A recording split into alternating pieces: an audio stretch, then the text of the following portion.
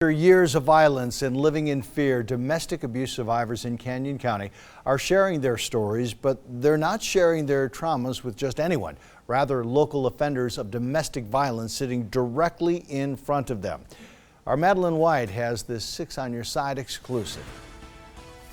One survivor I spoke to was hoping to spare others from the terrors she endured.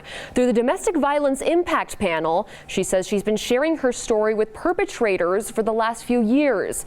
And she says it's even helping her to heal. I do have a voice. Before ever voicing her traumas to a lineup of domestic violence perpetrators, He would either slam my head into the window several times or backhand me. Candy Hudson says she suffered through 22 years of an abusive marriage where she felt she didn't have a voice. When you have a bruise or a cut or something like that, that disappears.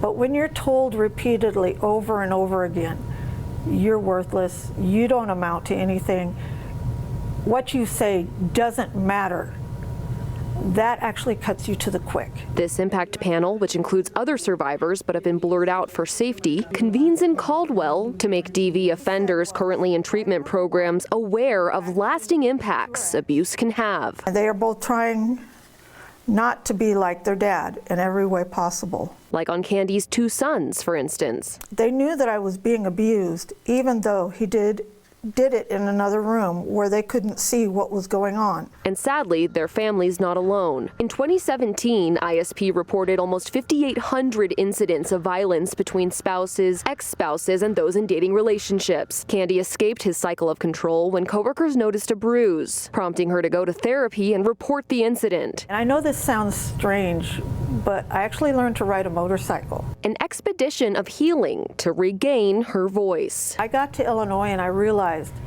I had just driven halfway across the United States on a motorcycle by myself. If I can do that, I can do anything I want to do. I don't need a man to stand beside me and tell me what I can and can't do. Now, she reminds offenders of the respect all people deserve. I will get back up, dust myself off, and carry on. In hopes of someday saving the next survivor. And Dawn, the offenders declined to go on camera, but I did have the opportunity to speak to some of them after Candy read her letter. And what a few of them said was that their eyes were opened to how impacts of abuse can trickle down generations and really affect the kids as well. It is a very complex issue, not just here, but nationally.